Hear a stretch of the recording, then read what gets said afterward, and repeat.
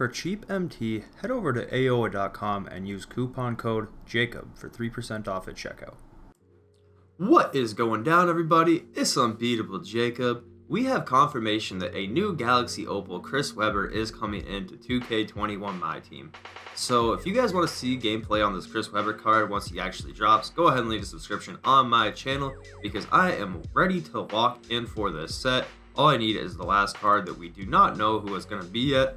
However, I think this set won't be too bad of a lock because Grant Hill is still definitely serviceable and this Kevin Durant is really good. So as long as this last card is decent, I won't be too upset about doing it at all. But the most important thing I want to talk about today is this Chris Webber, and also I do have the Chris Webber from this set, the Diamond Chris Webber. So we're going to take a look at him in game as well.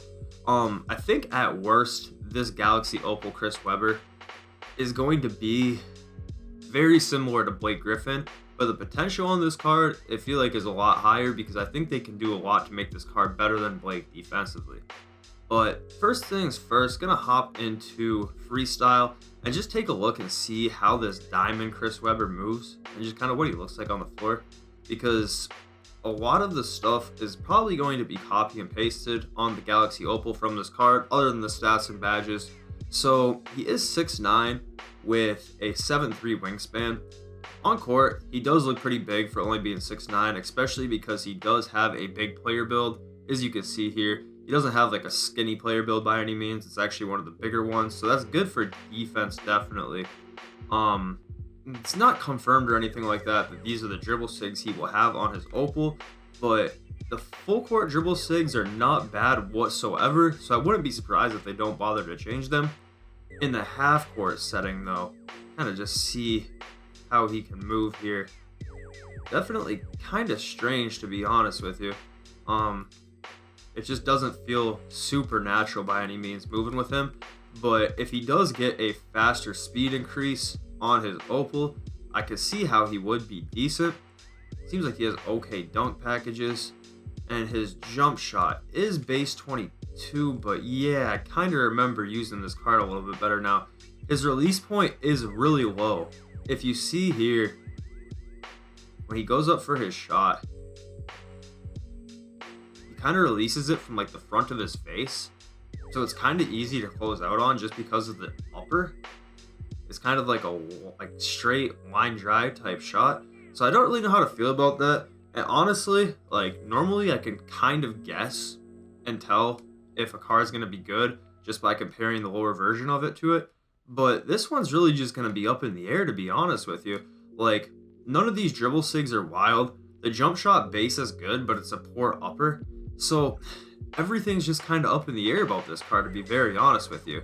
I think the biggest thing for me is going to be who the last card is that you need to lock this in. If it's also another demon to go along with this Chris Webber, I'll definitely be pretty happy doing the lock.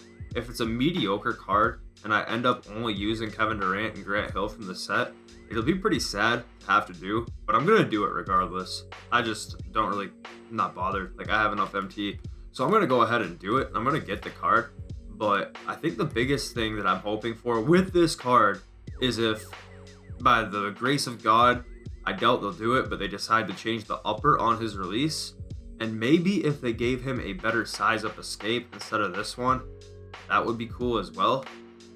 And I think if they do that, I think he'll be super good, and if they can top it off by making the last player that you lock in for good, it'll be a really good set. But as of right now, honestly, normally I can kind of tell if it'll be a decent card or not, but this one's just up in the air, man. This one's really up in the air.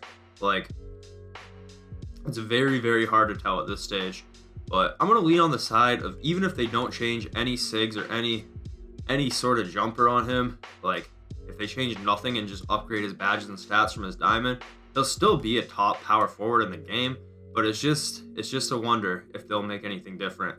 But as of right now, definitely some potential here. Just kind of wanted to go over that so you guys can get a better idea before the card actually comes out, if he might be worth it and what to expect. But anyways, guys, I appreciate it a whole bunch, and I'm out.